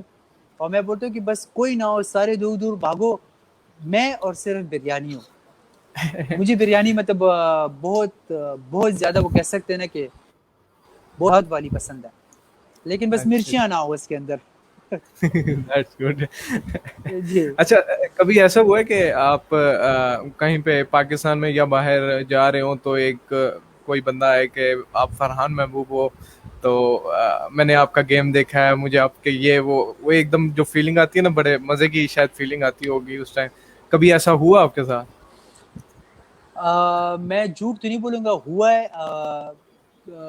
کافی ٹریولنگ میں ایسے ہوتے تھے کہ ہم لوگ جاتے تھے تو میں یہ بھی جھوٹ نہیں بولوں گا کہ میں نے, لیکن کچھ لوگوں نے مجھے یہ بولا ہے کہ آپ کیا کرتے ہو, تو میں نے ان کو بولا کہ میں اسکواش پلیئر ہوں, فرحان محبوب. تب مجھے وہ زیادہ پہچان گئے تھے کہ مطلب نام میرا زیادہ لوگوں کو پتا تھا, بائی فیس مجھے آپ کہہ سکتے ہو کہ 100 میں سے 40% لوگ جانتے تھے. 100 میں کبھی بھی نہیں, میں کیونکہ جھوٹ کبھی بھی نہیں بولتا کہ مطلب میں گیا ہوں اور مجھے دنیا جان نے پکڑ لیا, نہیں. آپ کو اللہ تھوڑے بہت لوگ جانتے ہیں, لیکن شکر ہے جانتے ہیں, عزت دیتے ہیں. تو کافی دفعہ کچھ لوگ ایسے تھے کہ کچھ پولیٹیشینز ایسے ملے تھے جو مجھے میچز میں میرے آ چکے تھے, انہوں نے مجھے پہچان لیا تھا. فلائٹ میں مجھے کافی لوگوں نے پہچان لیا تھا. جب ایک تو ہم لوگ جو پاکستان کا کلر پہنتے تو اس سے ویسے ہی لوگ اٹریکشن بہت زیادہ ہوتی ہے ان کی, اور وہ آ جاتے ہیں, پھر مجبوراً بھی آ جاتے ہیں, بجائے ہماری لیے نہیں, لیکن اس جھنڈے کے لیے آ جاتے ہیں, پوچھنے کے لیے مجبوراً کہ ہم پوچھ بھی لے کہ یہ کون ہے. جب ہم لوگ بولتے تو پھر مجھے اکثر لوگ یہی کہتے یار آپ کو بڑا نام سنا ہوا ہے لیکن پہلی بار دیکھا ہے میں نے آپ کو. میں نے کہا اچھا نام سنے ہوئے تو دیکھ بھی لو یار ایک دفعہ, خیر ہے کیا ہو جاتا ہے. کہتے نہیں یار آپ کو, میں نے کہا یار شکل اللہ نے اچھی دی ہے تو دیکھ بھی لو ایک دفعہ تو کیا ہو جاتا ہے. تو کافی لوگوں سے میری اس چیز پہ بڑی فنی باتیں ہوتی رہتی ہے. ایئر ہوسٹس سے ہوتے ہیں, باہر بڑی عزت ہوتی ہے. باہر میں جب جاتا ہوں امریکہ یا کہیں بھی جاتا ہوں پورے ورلڈ میں, تو وہاں کی جو پاکستانی کمیونٹی آتی ہے, آپ یقین کرے وہ ہمیں اتنا پیار دیتے ہیں نا کہ مطلب وہ ہمیں ایسی فیلنگ آتی ہے جیسے ہمارے خود کے ماں باپ آ کے کھڑے ہو گئے. اپنے گھر جا کے ٹھہراتے ہیں, ہوٹل سے جا کے چیک آؤٹ کرا کے گھر پہ جا کے ٹھہراتے ہیں. جو ہم لوگ مانگتے ہیں وہ ہمارے لیے کھانے لاتے ہیں, پاکستانی کھانے گھر پہ بناتے ہیں, ہمیں لے کے جانا لانا. مطلب پاکستان کے جو باہر کے لوگ ہیں وہ اتنا عزت دیتے ہیں نا کہ مطلب کبھی کبھی ہم لوگ بھول جاتے ہیں کہ ہم لوگ باہر کی کنٹریوں میں میچز کھیل رہے ہیں. نو ڈاؤٹ پاکستان میں بھی ہمیں بڑی عزت ملتی ہے. شکر ہے الحمدللہ پاکستان میں جتنے بھی بھائی نے ابھی میرے لاسٹ کے انٹرویوز دیکھیں اور انہوں نے بڑے پسند کیے, اس کے بعد مجھے بڑی ہی اچھی پیار انہوں نے دیا ہے, بڑے رسپیکٹ دیا ہے جتنے بھی کر رہے ہیں. اور اکثر مجھے دوست یہی کہتے ہیں کہ یار آپ خود رپلائی دے رہے ہو کہ اوریجنل ہو کہ فیک ہو, مطلب خود ہی ہو کہ نہیں کوئی اور ہے, مطلب آپ کا مینیجر. تو میں ان کو اکثر بتاؤں, میں نے کہا نہیں, جب میں آپ کو 2 یا 3 سے زیادہ رپلائی دیتا ہوں تو سمجھ جاؤ کہ میں ہوں. اگر کوئی کم رپلائی آتا ہے تو سمجھ جاؤ کہ میری مینجمنٹ گروپ ہوتی ہے نا وہ پھر دیتے ہیں, لیکن اگر زیادہ رپلائی دوں تو سمجھ جاؤ کہ میں ہوں. لیکن میں نے ادھر جتنے بھی لڑکوں نے مجھے مطلب ایک پرسنل میسج کیا, میں نے ان کو ایکسیپٹ کیا, اس کے بعد میں نے ان کو رپلائی بھی کیا, اور ابھی بھی وہ میرے پوسٹ پہ کمنٹ کرتے ہو, میں ان کو باقاعدہ خود رپلائی کرتا ہوں. کیونکہ میں سمجھتا ہوں نا کہ اگر کوئی لڑکا آپ کو عزت دے رہا ہے, کوئی بھی بندی آپ کو عزت دے رہی ہے, کوئی بھی فین ہو, آپ کو وہ اتنا عزت دے رہے تو اس کو کبھی بھی ڈیگریڈ نہیں کرتے. ہاں اگر بہت زیادہ ہو جائے تو مجھ سے مس ہو جاتے ہیں, تو پھر میں سب کو ایک میسج چھوڑ دیتا ہوں کہ مطلب معاف کر دینا یا یہ کر دینا نا, لیکن میں سب کو دیتا لازمی ہوں. لیکن اگر کچھ میسیجز آ جائے اور لمیٹڈ ہو تو ان کو میں سب کو خود ہی رپلائی کر دیتا ہوں, کیونکہ مجھے اچھا لگتا ہے, کیونکہ آپ کو عزت دے رہا ہے تو میں بھی مطلب مجھے اچھا لگتا ہے کہ میں ان کو رپلائی دیتا ہوں. اچھا, تو جیسے کہ اس کے علاوہ اگر ہم نے دیکھا کہ کرکٹ میچ, فٹ بال, اس میں کافی اچھے اچھے پلیئرس کو فکسنگ کی آفر آتی ہے, تو کبھی آپ کے ساتھ ایسا کوئی سین ہوا ہے؟ ہمارے ساتھ اتنی زیادہ تو نہیں ہوا, لیکن 1-2 دفعہ ہوا ہے فکسنگ کا آفر ہوا ہے بس, زیادہ نہیں ہوا کیونکہ زیادہ ذرا اسٹرکٹنس ہوتی ہے. لیکن ایک دفعہ ہمارے ساتھ ہوا تو پوری ٹیم کے ساتھ وہ ہوا تھا 2010 میں چائنا میں کونزو میں. ایک دفعہ ادھر ہوا تھا, ادھر ایسے ہوا تھا کہ ہمارے جو کچھ پلیئر تھے ان کو بولا گیا تھا, میں نہیں تھا ادھر, لیکن جب میں آیا ہوں تو مجھے کہہ رہے کہ آپ میچ چھوڑ رہے ہو نا, آپ میچ چھوڑ رہے ہو. میں نے کہا میچ چھوڑ رہا ہوں, میں ادھر ادھر ذرا پریشان ہو گیا, میں نے کہا میں میچ کیوں چھوڑ رہا ہوں, مجھے تو میچ کیوں چھوڑا, مجھے یہ تو بتائیں جن لوگوں نے فکس کیا تھا. کہتے نہیں ہماری بات ہوگی ہے پیسوں کی تو آپ کے اکاؤنٹ میں پیسے چلے جائیں گے, آپ میچ چھوڑ رہے ہو. میں نے کہا نہیں میچ میں نہیں چھوڑوں گا. میں نے کہا وہ کبھی بھی سوال نہیں پیدا ہوتا, اور میں نے اس کو یہ بولا ہے, وہ لوگ جو تھے وہ ذرا تھوڑے سے ایز نام تو نہیں لینا چاہتے, لیکن ایک مسلم کنٹری تھی, ایک مسلم کنٹری نے ہمارے ساتھ میچ فکسنگ کی تھی, لیکن وہ مجھے کہتے ہیں کہ نو you have to support us because we are Muslim, you know, or you have to support us, we Muslim are brother. میں نے کہا no, in match we are not brother, otherwise we are brother, but in match we are not brother. Emotional black ہاں mailing ہو مجھے رہی وہ emotional black میل کر رہا تھا, تو میں اتنا ڈر گیا تھا کیونکہ ان دنوں میں ہم لوگ ذرا تھوڑے سے ینگ ایج میں بھی تھے کافی, 2010 کی بات ہے, مطلب آج سے 11 سال پہلے کی بات ہے. تو میں ڈر گیا, میں پھر اپنے کوچ کے پیچھے بھاگ گیا. کوچ کو میں نے بولا, تو پھر کوچ آیا اور کوچ نے پھر سب ٹیم کو بٹھایا, کہتے کچھ بھی نہیں کرنا. اور سیکنڈ ٹائم تو وہ تو خیر سب کو پتہ ہے کہ کس نے کیا تھا. میں تائیوان میں تھا, ہمارا سیمی فائنل تھا انڈیا کے ساتھ. تو کوئی 2-3 لوگ آئے تھے, میں کیفیٹیریا تھا اسکواش ارینا سے باہر ہی ہمارا کیفیٹیریا تھا, اس میں سینڈوچز کھا رہا تھا میچ سے تقریباً 2-3 گھنٹے پہلے. تو ہوٹل بھی کیونکہ پاس میں ہی تھا سارا, تو کوئی 2-3 رینڈم لوگ آئے تھے. تو وہ مجھے کہتے آر یو فرحان؟ میں نے کہا یس. تو کہتے ہم آپ کے ساتھ بیٹھ سکتے ہیں, بات کر سکتے ہیں؟ میں نے کہا ہاں بیٹھ جاؤ. کہتے ہم آپ کی بڑے فین ہیں, آپ کی گیم کی بڑے فین ہیں, اور ہم آپ کے ساتھ ایک ڈسکس کرنا چاہتے ہیں. میں نے کہا کر لو. اتنا مجھے ایک وہ کہتے ہیں نا کہ اللہ تعالیٰ نے پاکستانیوں کو بڑا تیز دماغ دیا ہوا ہے, اتنا مجھے پتہ لگ گیا کہ اس نے نیکسٹ کوسچن کیا کرنا ہے. تو اب میں سینڈوچز کھا رہا ہوں اور وہ کر رہا ہوں. تو خیر اس نے جب مجھ سے بات شروع کی تو مجھے کہتا ہے کہ ہم آپ کو پیسوں کا آفر دیتے ہیں اور اتنے پیسے دیں گے آپ کو, آپ اگر ہمارے لیے میچ چھوڑ دو. کیونکہ ڈیپینڈنگ میچ ہی میرا تھا, اگر میں میچ چھوڑ دیتا تو ٹیم ہماری ہار جاتی. تو کیونکہ ہم لوگ 2-1 جیتے تھے اور آخری میچ ہی میں جیتا تھا, اور ان کو یہ کنفرم پتا تھا کہ یہ فرحان والا میچ کنفرم ہے پاکستان کا جیتنا, وہ کیونکہ اس سے وہ نہیں جیت سکتے تھے. اور کیونکہ میرے انڈیا پہ بہت بیسٹ رہا ہے مطلب ہمیشہ. تو میں پھر یہ چیز کہنا چاہتا ہوں کہ یہ سپورٹس ہے, کیونکہ ہمارے ساتھ جب بھی انڈین ٹیم کھیلی ہے وہ ایک نو ڈاؤٹ بہت اچھی کھیلی ہے, لیکن آف دا کورٹ ہم لوگ بہت اچھے فرینڈز ہیں سارے. نہ انہوں نے کبھی ہمارے خلاف برا بولا ہے, نہ ہم نے کبھی ان کے خلاف برا بولا ہے. انہوں نے ہمیشہ انڈین جو کوچز ہے, انڈین جو پلیئرز ہے, جو سورف ہے, جو اس میں مہیش ہے, اور ابے سنگھ ہے, وہ ہے ہریندر سنگھ ہے, ان کی جو فیم ہے وہ, اور ان کے کوچز مجھے بہت زیادہ پرسنلی بہت رسپیکٹ کرتے ہیں. ہم لوگ جب بھی انڈیا گئے آپ یقین کریں انہوں نے بڑا ہی پیار دیا ہے ہمیں. لیکن یہ کچھ لوگ ہوتے ہیں نا عابد کہ مطلب وہ لوگ اس طرح کی حرکتیں کر کے نا بدنام کرنا چاہتے ہیں چند پیسوں کے لیے. تو میں نے اس کو بولا, میں نے کہا سوری میں یہ چیز نہیں کرنا چاہتا, آپ لوگوں نے کرکٹ میں اس طرح کے بہت پلیئروں کو بدنام کیا ہوگا لیکن میں اس طرح کی نہیں. میں نے کہا اگر if you want to really talk to someone تو میں نے کہا I will give you my manager number, اور میں نے کہا you can talk to him. پھر اس کے بعد میں نے اس کو وہ کہتے ہیں نا دوربین لگا کے بھی دیکھا نا تو غائب ہو گئے. تو ان کو پتہ لگ گیا نا کہ بندہ تو ماننے والا نہیں ہے. اب میں کسی پہ بلیم نہیں کر سکتا, یہ رینڈم لوگ بھی ہو سکتے تھے, یہ ایک ایسے لوگ بھی ہو سکتے تھے کہ مجھے شاید انہوں نے کون کیا ہو کہ مطلب بات کر کے میں میچ چھوڑتا اور وہ بھاگ جاتے. تو وہ ایک طرف سے ان کی بھی بدنامی کر رہے تھے اور ایک طرف سے ہماری بھی بدنامی کر رہے تھے. تو پھر میرا ایک دل تھا کہ میں ان کے کوچز سے بات کروں جا کے, لیکن میں نے کہا نہیں بس اس کو یہیں پہ ختم کر.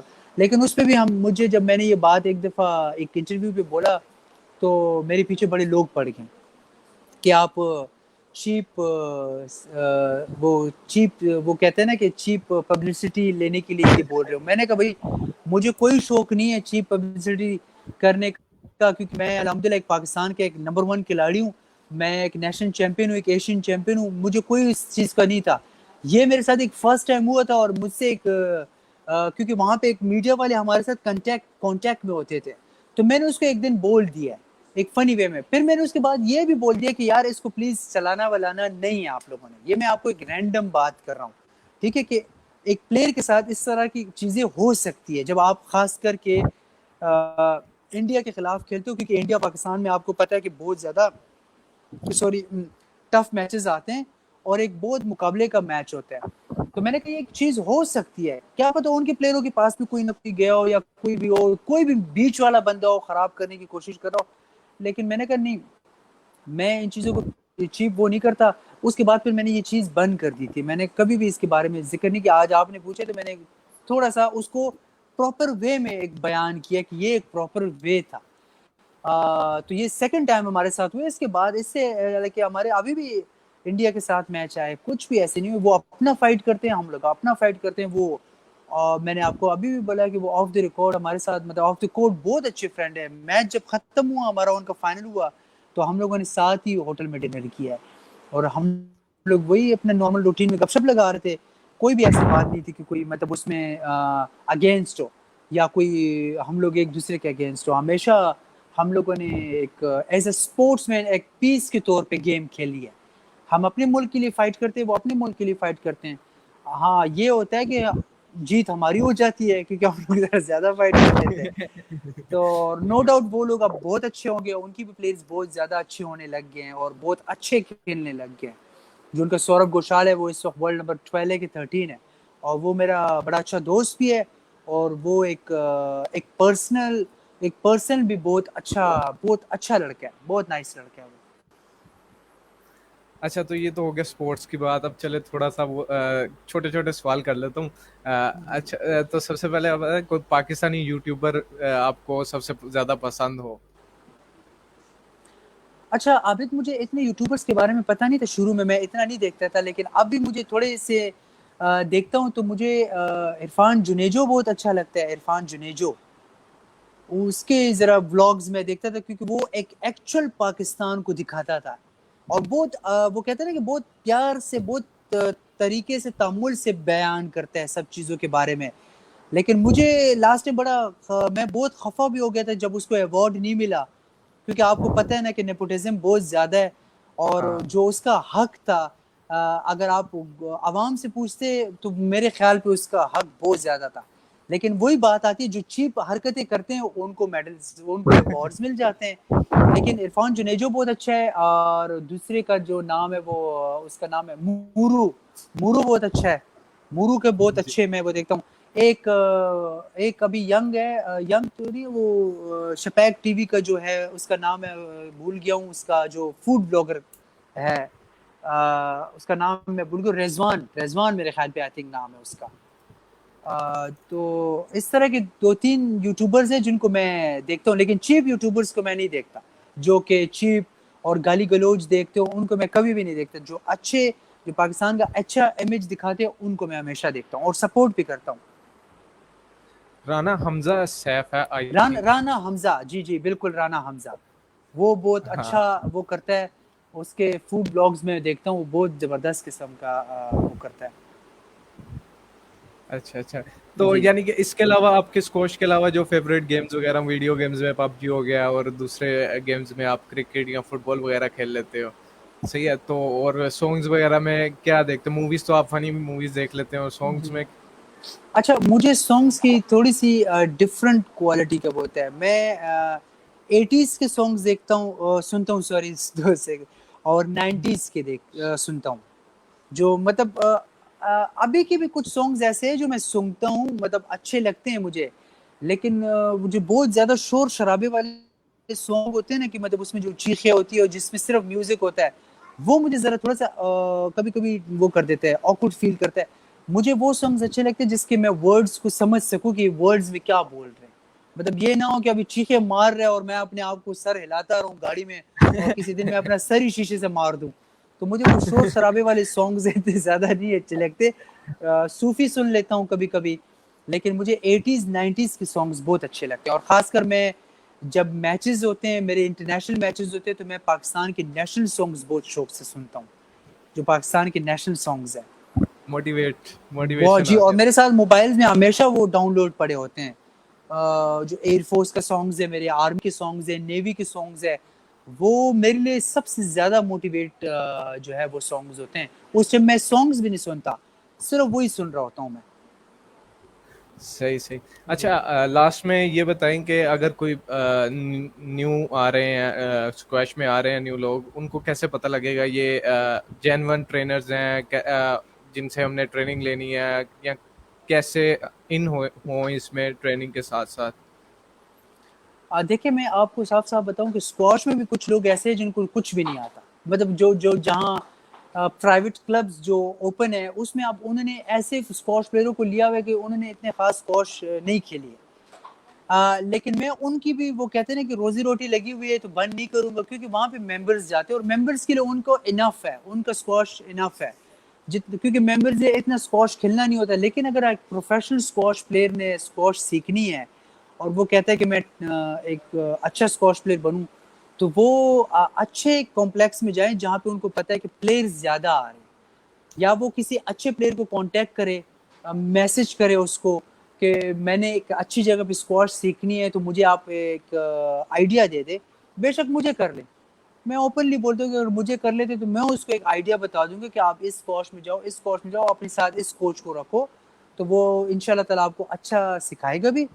اور اگر میری لائک کوئی خدمت ہوتی ہے کہ مطلب مجھ سے کوئی بندہ ایڈوائز لینا چاہتا ہے اسکواش کے حوالے سے کہ مطلب میں نے اسکواش سیکھنی ہے اور کیسے سیکھوں, اس کے لیے کیا کیا چیزیں اکوپمنٹ چاہیے ہوتی ہے, یا آپ سے کسی دن ملنا ہے تو ٹریننگ کے ٹائم میں میرے آ جائے, مجھے ملنا ہے, اسکواش دیکھ لیں, بے شک وہاں پہ ہی کوچز ہوتے ہیں, ان سے بات کریں, ممبرشپ کریں, وہاں سے سیکھ سکتے ہیں. ایک کوئی بڑی بات نہیں, جس نے سیکھنا ہوتا ہے نا وہ ڈھونڈ لیتا ہے, اپنے رائٹ وے کو ڈھونڈ لیتے ہیں ہمیشہ. اچھا ابھی کل میں آپ کی ویڈیوز وغیرہ دیکھ رہا تھا تو اس میں کافی نیچے کمنٹس میں نے دیکھا تو لوگوں نے کہا ہوا تھا کہ فرحان بھائی اپنا آپ یوٹیوب پہ ٹپس کیوں نہیں دیتے, اپنا ڈیلی کی روٹین ہمیں دکھایا کریں, میچز کی روٹین کیوں نہیں دکھاتے, تو کیا خیال ہے اس بارے میں فرحان بھائی؟ عابد, میں ابھی اس کے بارے میں سوچ رہا ہوں, کیونکہ آپ کو پتہ ہے اس کے پیچھے ایک بندہ چاہیے ہوتا ہے آپ کو کہ مطلب آپ کی ہیلپ آؤٹ کرے, کیونکہ میں نے لاسٹ ٹائم بھی بولا تھا کہ میں ان چیزوں میں اتنا تیز نہیں ہوں. ابھی آپ نے دیکھا ہے نا کہ میں اپنی ٹریننگ کی ویڈیوز انسٹاگرام پہ تھوڑے تھوڑے ڈالتا رہتا ہوں, کلپس ڈالتا ہوں, ٹریننگ کی ڈالتا ہوں, لیکن اب جا کے یہ ہوگا کہ میں تھوڑی بہت جو ہے نا لوگوں کو ٹپس انسٹاگرام پہ دیتا رہوں گا جب تک میرا یوٹیوب پہ کوئی چینل نہیں کھلتا. اور میں اس کے لیے تھوڑا سا یہ ہوتا ہے کہ مجھے ذرا تھوڑی سی ہیلپ آؤٹ چاہیے ہوتی ہے کہ میں ویڈیو کلپ بناتا رہوں گا اور اس کے ساتھ ساتھ میں اس کو لگاتا رہوں گا, کیونکہ میری ٹریننگ بھی ہوتی ہے, پھر میں یہ بھی کام کروں گا تو میرے لیے ذرا بہت زیادہ ٹف ہو جاتا ہے. کیونکہ آپ کو پتہ ہے صحیح جب بات. کرکٹرز ہوتے ہیں یا کوئی اچھا پلیئر ہوتا ہے تو اس کے ساتھ ایک ٹیم ہوتی ہے, ایک دو بندے ہوتے ہیں یا ایک بندہ ہوتا ہے, تو وہ اس کے لیے وہ سب کچھ کر رہا ہوتا ہے. تو ایون ہم ان ذرا کے انسٹاگرام بھی غریب وہ پلیئر مینج کر ہے رہے تھے. ہم ذرا غریب پلیئر ہے تو ہمارے ساتھ ذرا بندہ جو ہے نا ٹائم لگے گا ذرا اس کو. چلیں, تھینک یو سو مچ اتنا زیادہ ٹائم دینے کے لیے, بہت بہت شکریہ آپ کا.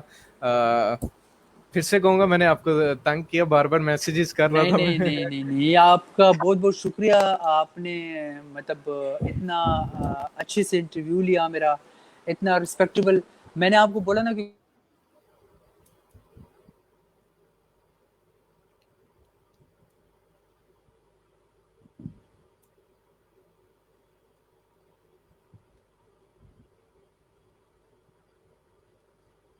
آئی تھنک گلیچ آ گیا ہے فرحان محبوب بھائی کی سائڈ سے.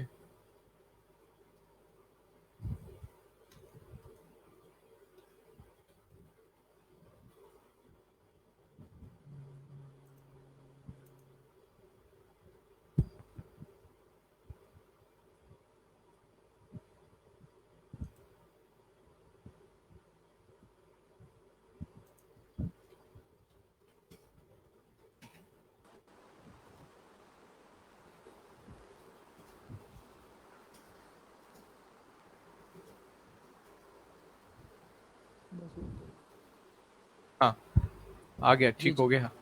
جی جی آپ کیا جی کہہ رہے تھے؟ میں نے کہنی نہیں, آپ کو بہت بہت تھینک یو کہ مطلب آپ نے ایک بڑے اچھے سے وہ کیا, اور آپ نے سوال بھی اچھے پوچھے. میں نے بڑا وہ ہوتا ہے جب میں اکثر انٹرویو پہ جاتا ہوں تو میں ان کو بولتا ہوں, پہلے اکثر بولتا ہوں کہ مطلب مجھ سے سوال ذرا تھوڑے سے بہتر پوچھے تاکہ میں اس کا بہتر جواب دے سکوں. کیونکہ کبھی کبھی وہ لوگ ایسے سوال پوچھتے کہ ان کو اسکواش کے یا اسپورٹس کے ہی بارے میں نہیں پتا. آپ یقین کریں, لاسٹ میں ایک شو پہ گیا تھا تو اس کو پرائڈ آف پرفارمنس کا نہیں پتا تھا کہ سول ایوارڈ کیا چیز ہو. کہتے سول, میں نے اس کو بولا آپ کو سول ایوارڈ کے بارے میں کچھ پتا ہے؟ کہتے نہیں, یہ کیا ہوتا ہے. میں نے کہا بس اب میں آپ کو بولوں آپ کو ٹک ٹاک پتہ ہے, تو اب آپ کو بولے گی ہاں مجھے ٹک ٹاک پتہ ہے. ٹک تو ٹاک کے وہ سٹارز بھی پتا ہوں گے اس کو تو. سب آف کورس سب کچھ پتا ہوگا اس کو یہ بھی پتا ہوگا کہ کیا کیا کر رہے ہیں. تو عابد بہت بہت شکریہ, بہت شکریہ, تھینک یو سو مچ ان شاء اللہ تعالیٰ. اور تھینک یو سو مچ, آپ زندگی نے رہے گی, ٹائم. کانٹیکٹ رہے گی ان شاء اللہ تعالیٰ بالکل. اور بس جی آپ جی لوگوں کی مدد کی ضرورت ہے, بس آپ جیسے ینگ جتنے بھی ہوتے ہیں آج کل ان شاء اللہ تعالیٰ آپ لوگوں کی, مجھے بھی ایسی ہیلپ آؤٹ کی ضرورت ہے تاکہ میں اپنی آواز کو مطلب عام پبلک میں کسی طریقے سے آپ لوگوں کی طرح مطلب پہنچا سکتا ہوں, کہ مطلب وہ لوگ اپنے ایک نیشنل ہیروز کو ایک سپورٹ ہی دے دیں تاکہ مطلب اور ہمیں ہمیشہ ایک بوسٹ اپ ملتا رہے ایک اچھی طریقے سے. ہاں اور میں نے آپ کا انسٹاگرام بھی ساتھ ایڈ کر دیا ہے، تو جس جس تک ویڈیو بھی پہنچے گی وہ جی آپ انسٹاگرام تک آپ تک ریچ بھی کر لے گا. ٹھیک ہے. تھینک یو جی سو جی مچ فرحان جی بھائی، بالکل بہت بہت بالکل. شکریہ. ٹھیک ہے. Okay thank you G, Abid, thank you. اللہ حافظ.